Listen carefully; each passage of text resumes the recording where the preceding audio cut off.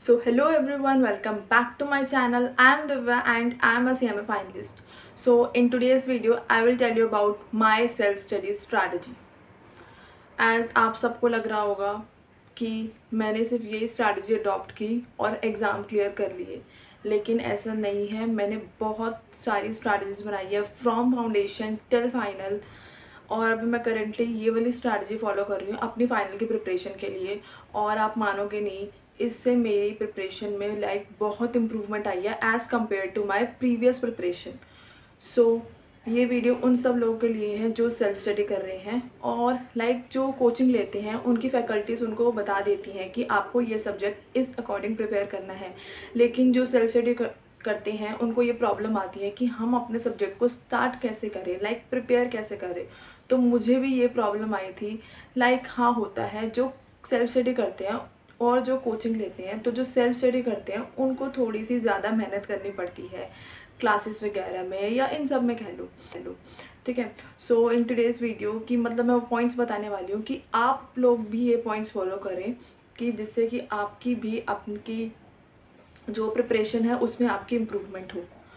So whether you are in inter और whether you are in final, so ये सबके लिए कॉमन पॉइंट्स हैं, चाहे आप कोई सा भी सब्जेक्ट प्रिपेयर कर रहे हो। So without wasting let's start the video.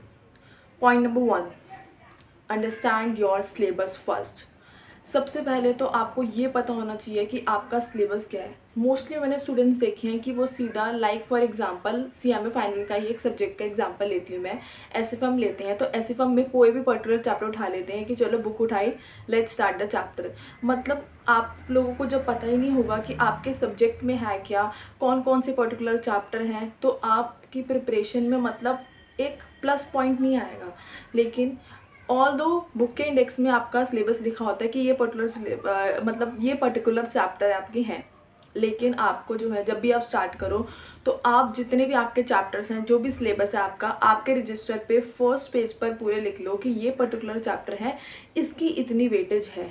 तो इससे आपको आगे जाके बेनिफिट रहेगा कि आपको आगे जाकर कौन से चैप्टर पे ज़्यादा फोकस करना है मार्क्स के अकॉर्डिंग। ठीक है। Point number 2, analyse the exam pattern. मतलब आप लोग कहेंगे एग्ज़ाम पैटर्न ये तो हम लास्ट में जाके देखेंगे। नहीं, मैंने पहले ऐसे किया था कि मैं एग्ज़ाम पैटर्न लास्ट में जाके देखती थी, लेकिन अब जो मैं प्रिपरेशन कर रही हूँ उसमें मैं जो है अपना एग्ज़ाम पैटर्न मैं स्टार्टिंग में, फॉर एग्जांपल मैं कोई भी सब्जेक्ट स्टार्ट कर रही हूँ उससे पहले ही मैंने जो अपना पेपर पैटर्न देख लिया है कि इस अकॉर्डिंग पेपर पैटर्न आता है कि इस पर्टिकुलर चैप्टर से ये पर्टिकुलर चैप्टर आते हैं। क्वेश्चन नंबर फर्स्ट में कौन से चैप्टर का क्वेश्चन आ रहा है, क्वेश्चन नंबर 2 के बी पार्ट में कौन से चैप्टर का क्वेश्चन आ रहा है। तो इससे हेल्प होगी आपको बाद में जाकर। तो आपको एक माइंड में रहेगा कि क्वेश्चन नंबर फर्स्ट से ये आ रहा है, तो क्योंकि 7 में से 5 करने होते हैं, तो आपको ये रहेगा कि चलो ठीक है, ऐसे ऐसे आप स्ट्रैटेजी बना लोगे, मेरे कहने का ये मतलब है। ठीक है। और अगर आपको इतनी मेहनत नहीं करनी कि हम एग्ज़ाम पैटर्न देखें, तो बहुत सारे टीचर्स हैं जो अपनी वीडियोस डालते हैं कि किस अकॉर्डिंग एग्ज़ाम पैटर्न आता है, तो आप उनकी वीडियो भी आप देख सकते हैं, या मैं आगे आने वाली वीडियोस में ये भी बता दूंगी कि किन की आप वीडियोस देखिए पर्टिकुलर सब्जेक्ट के लिए। ठीक है।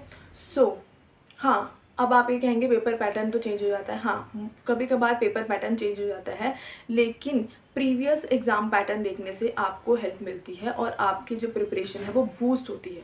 ठीक है। Point number 3, understand the concept और फोकस ऑन कॉन्सेप्ट। आपको सिर्फ ये नहीं रखना कि हमें सिर्फ सिलेबस कंप्लीट करना है, इस पे ध्यान मत दीजिए, कॉन्सेप्ट भी आपके क्लियर होने चाहिए। पता चले आप एग्ज़ाम प्रिपरेशन में लग जाओ और कॉन्सेप्ट आपके क्लियर भी नहीं है, तो कॉन्सेप्ट क्लियर करना इज़ वेरी इंपॉर्टेंट। ठीक है। If your concept is clear then you can solve any question और एनी एमसीक्यू। कॉन्सेप्ट स्ट्रॉन्ग होंगे, एमसीक्यू सॉल्व कर पाओगे, क्वेश्चन सॉल्व कर पाओगे, चाहे क्वेश्चन जो है किसी भी पैटर्न में वो कहीं से भी इंस्टीट्यूट दे दे आपको। ठीक है। तो focus on concept. Point number 4, start your subject wisely. Mostly students क्या करते हैं कि फॉर एग्जांपल एसएफएम उठाया, तो एसएफएम में वो देखते हैं सबसे ज़्यादा वेटेज वाला चैप्टर कौन सा है। अच्छा, फॉरेक्स का सबसे वेटेज वाला चैप्टर है, तो हमसे सबसे पहले फॉरेक्स से स्टार्ट करेंगे। आपको बेसिक इन्वेस्टमेंट डिसीजन वाला चैप्टर पता नहीं है, आपको एसएफएम का बेसिक पता नहीं है और आपने एकदम कॉम्प्लिकेटेड चैप्टर उठा लिया फॉरेक्स, तो आपको स्टार्टिंग से ही मतलब एसएफएम ही आपको टफ़ लगने लगेगा कि ये तो टफ़ सब्जेक्ट है, ये हमसे नहीं हो पाएगा। लेकिन मैं इस अप्रोच को फॉलो नहीं करती। आई विल प्रेफर कि always start with first chapter, क्योंकि लाइक जो क्लासेस लेते हैं उनकी फैकल्टी उनको बताती है या बुक्स प्रोवाइड करती है कि आपको इस चैप्टर के अकॉर्डिंग हम आपकी प्रिपरेशन कराएंगे, लेकिन सेल्फ स्टडी वालों को ये खुद डिसाइड करना पड़ता है कि कौन से चैप्टर से हम स्टार्ट करें। तो मैं प्रेफर करती हूँ जो इंस्टीट्यूट की मॉड्यूल है उसके अकॉर्डिंग जो चैप्टर दिए गए हैं सीरियल नंबर वाइज, मैं उन्हीं चैप्टर को फॉलो करके जो है अपनी प्रिपरेशन करती हूँ, क्योंकि इंस्टीट्यूट ने भी जो वो सीक्वेंस बनाया है वो कुछ सोच समझ के बनाया है। ठीक है, तो always start with first chapter, I prefer this technique. Okay, point number 5, let's practice MCQ side by side. Like जो मैं ये टेक्निक फॉलो करती हूँ, फॉर एग्जांपल आप SFM में फॉरेक्स चैप्टर है, तो फॉरेक्स चैप्टर के भी ना बहुत सारे यूनिट्स हैं, unit 1, unit 2, unit 3, unit 4, like ऐसे सब यूनिट्स होती हैं। तो आप क्या करो, फॉर एग्जांपल जैसे कि फॉरेक्स की 1.1 यूनिट आपकी ने कंप्लीट कर ली, like preparation not revision, preparation आपने कंप्लीट कर ली, तो बुक के बैक साइड पे MCQ गिवन होते हैं। ये अप्रोच मैं पहले फॉलो नहीं करती थी, ये मैं अब फॉलो कर रही हूँ, तो ये आपको बहुत हेल्प करेगी। ठीक है, तो बुक के जो पीछे वाले MCQ हैं उसको देखते जाओ, तो इससे आपको कॉन्फिडेंस भी आएगा। आंसर मत देखो, सिर्फ क्वेश्चन और अपने अकॉर्डिंग आंसर मार्क करो, देन फिर आंसर देखो, तो इससे आपको बहुत कॉन्फिडेंस आएगा कि जो हमने 1.1 यूनिट में पढ़ा है तो हमें वो याद है और उससे MCQ हमारे बन रहे हैं। Okay, so this is a 5 points that I follow, and इससे मेरी प्रीवियस प्रिपरेशन से अब की प्रिपरेशन में बहुत इंप्रूवमेंट आई है और मुझे बहुत हेल्प मिली है। सो जो भी सेल्फ स्टडी कर रहा है, I must say just follow this points, it will help you, क्योंकि मुझे हेल्प करें तो आपको भी हेल्प करेंगे। मैंने बहुत सारी स्ट्रैटेजी यूज़ करी है, तब जाके ये वाली स्ट्रैटेजी मेरे पे वर्क करी है, या ये वाले पॉइंट्स कह लो मेरे पे वर्क करे हैं, तो आप ये फॉलो कर सकते हैं। Okay, so if you found this video helpful, then please like this video and share with your CMA friends too, and let me know in the comment section, are you preparing for CMA through self study or coaching, and subscribe to my channel for more such videos. Thank you so much for watching.